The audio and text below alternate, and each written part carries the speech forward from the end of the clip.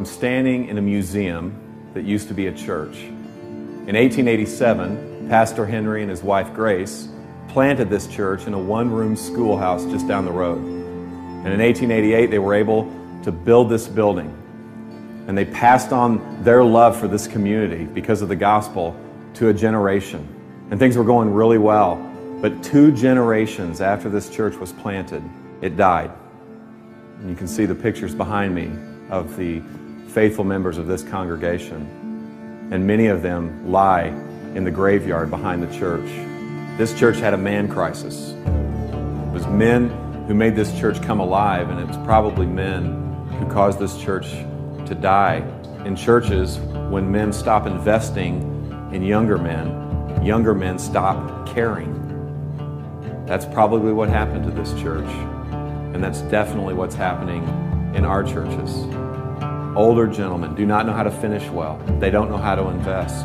And so middle-aged men don't know how to stay married. They don't know how to stay connected to the hearts of their children. And so younger men don't even want to be men. And so younger men are prolonging their adolescence. And they're doing this residentially. Guys in their 20s and early 30s, a third of them live with their parents. That's a 100% increase in the last 20 years. They're doing it professionally. Men 18 to 42 will change jobs 11 times. They're doing it recreationally. The average age of a video game user is 35 years old. And so when these men finally stop fondling the controller, they fondle themselves. Every second of every day, $3,000 is spent on pornography. Every second. We need better men, which means we need better pastors.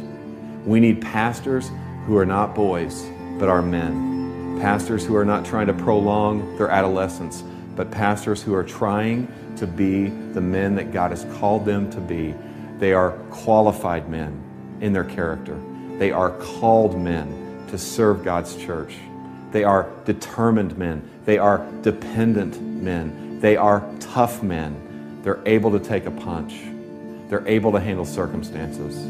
They're tender men. They're able to love their wives and love their kids and to teach their church to love their community.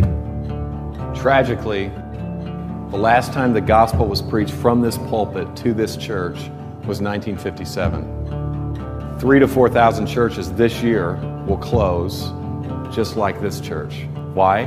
Because the story and the glory of the church becomes bigger than the story and glory of God. See, the men and women who planted this church, they actually believe this stuff. They actually believe that Jesus lived a perfect life, that He died a brutal death, and that He rose again, triumphing over sin and death. They believed it. And because they believed it happened, they believed it had implications on their life, that their sin could be forgiven, that they could have a new identity, and that they could be sent on mission with this God who is on mission. But the reality is most Christians are not on mission. A recent poll said that 60% of all Christians felt no obligation whatsoever to share their faith. Now, the temptation for us pastors is to beat the sheep with a stat like that in our sermons. But here's the reality, guys.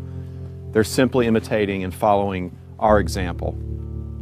We need a glimpse of the God who is on mission. My friend Dave was meeting with a consultant who asked him this question. Dave, why do I have a bigger dream for your church and your city than you do? And I don't know about you, but I don't want anyone to have a bigger dream for my church and my city than me. And I don't want to build a museum. I want to be a part of a movement.